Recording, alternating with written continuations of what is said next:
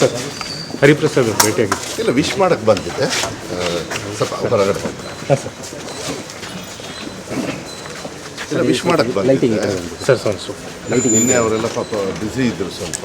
ಹಾಂ sir. So ಬೆಳಗ್ಗೆ ಬಂದು ಹೋಗಿ ಅಂತ ಹೇಳಿದ್ರು. ಸುಮ್ಮನೆ ವಿಶ್ ಮಾಡೋಕ್ಕಷ್ಟೇ, ಮತ್ತಿನ್ನೇ. ಇನ್ನೇನು ಸರ್ ಬೇಳೂರು ಅವರು ರಾಜನೀತಿ ಅಸಮಾಧಾನ ಇತ್ತಲ್ಲ, ಅವರೇ ನಿನ್ನೆ ಹೇಳಿದಾರಲ್ಲ, ಸ್ವಲ್ಪ ಬೇಜಾರಿರ್ತದೆ ಸ್ವಲ್ಪ. ಅವರು ಹತ್ತು ಕೇಳಿದ್ದಾರೆ, ಏನು ತಪ್ಪೇನಿಲ್ಲ. ಎಲ್ಲ ಸಿಕ್ಕರು, ಈಗ ಅವರು ಮಾತಾಡ್ತಾರೆ ಇರ್ತದೆ ಪಾಪ, ಅವ್ರಿಗೂ ಮನಸ್ಸಿಗೆ ನೋವು ಆಗ್ತದಲ್ಲ.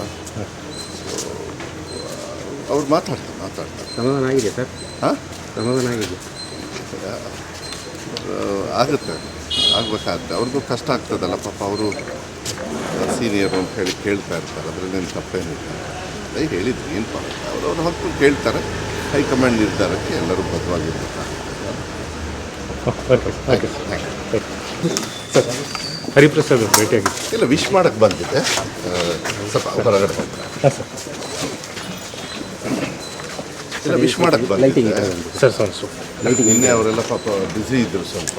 ಹಾಂ ಸರ್. ಸೊ ಬೆಳಗ್ಗೆ ಬಂದು ಹೋಗಿ ಅಂತ ಹೇಳಿದ್ರು. ಸುಮ್ಮನೆ ವಿಶ್ ಮಾಡೋಕ್ಕಷ್ಟೇ, ಮತ್ತಿನ್ನೇ. ಇನ್ನೇನು ಸರ್ ಬೇಳೂರು ಅವರು ರಾಜನೀತಿ ಅಸಮಾಧಾನ ಇತ್ತಲ್ಲ, ಅವರೇ ನಿನ್ನೆ ಹೇಳಿದಾರಲ್ಲ, ಸ್ವಲ್ಪ ಬೇಜಾರಿರ್ತದೆ ಸ್ವಲ್ಪ. ಅವರು ಹತ್ತು ಕೇಳಿದ್ದಾರೆ, ಏನು ತಪ್ಪೇನಿಲ್ಲ. ಎಲ್ಲ ಸಿಕ್ಕರು, ಈಗ ಅವರು ಮಾತಾಡ್ತಾರೆ ಇರ್ತದೆ ಪಾಪ. ಅವ್ರಿಗೂ ಮನಸ್ಸಿಗೆ ನೋವು ಆಗ್ತದಲ್ಲ. ಸೊ ಅವ್ರು ಮಾತಾಡ್ತಾರೆ. ಸಮಾಧಾನ ಆಗಿದೆ ಸರ್. ಹಾಂ, ಸಮಾಧಾನ ಆಗಿದೆ.